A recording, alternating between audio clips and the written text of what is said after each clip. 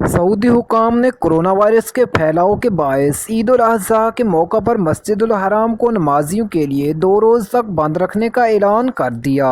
तो वीडियो तफसील से शुरू करने से पहले आप सबसे एक गुजारिश है कि अगर आप मेरे चैनल पर न्यू विजिटर हैं तो काइंडली पहले चैनल को सब्सक्राइब कर लें। सऊदी सिक्योरिटी ओहदेदार major general Mohammed ul Ahmadi ने बताया कि मस्जिदुल हराम को यौम अरफा और ईद उल अज़हा के दिन नमाजियों के लिए बंद रखा जाएगा और मस्जिद के बैरूनी अहाते में भी नमाज की अदायगी पर पाबंदी बरकरार रहेगी।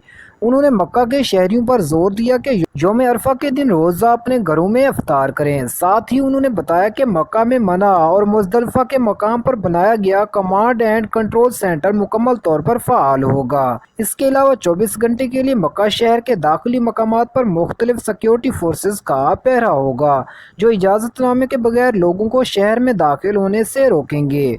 सिक्योरिटी हुकाम ने हज के लिए इंतजामात के पहले मरहले का जायज़ा लिया। इस मौका पर उनका कहना था कि इस वबाई सूरत हाल में हमारी तमाम तर तवज्जो हाजियों की सेहत के पहलू पर है। याद रहे कि कोरोना वबा के बाद सऊदी अरब की हुकूमत ने मार्च में मक्का मुकरमा और मदीना मुनव्वरा में 24 घंटे का कर्फ्यू और मुकम्मल लॉकडाउन नाफिज कर दिया था और मस्जिदुल हराम और मस्जिद नबवी सल्लल्लाहु अलैहि वसल्लम में ताहुकुम सानी आम लोगों का दाखिला बंद कर दिया था। सऊदी अरब की हुकूमत ने एहतियाती तदाबीर के पेश नज़र उम्रे को भी आर्जी तौर पर मुअत्तल किया था, जबकि सऊदी हुकूमत ने किसी भी दूसरे मुल्क से हज के हवाले से मुआहदा नहीं किया था।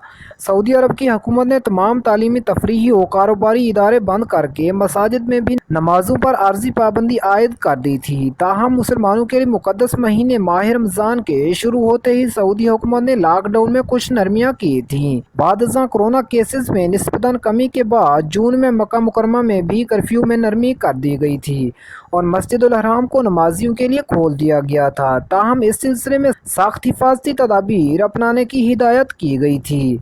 इसी सिलसिले में हज को भी महदूद रखने का फैसला किया गया था और सऊदी हुकूमत ने 24 जून को ऐलान किया था कि कोरोना वायरस के बायस आज़मीन की तादाद को महदूद रखते हुए सिर्फ सऊदी अरब में मुकीम गैर मुल्कियों को हज की इजाज़त दी जाएगी। इलावा हज में महज 1000 अफराद को शिरकत की इजाज़त देने के अलावा सख्त हिफाजती इंतजाम तश्कील दिए गए हैं ताकि वबा के फैलाव को यकीनी तौर पर रोका जा सके।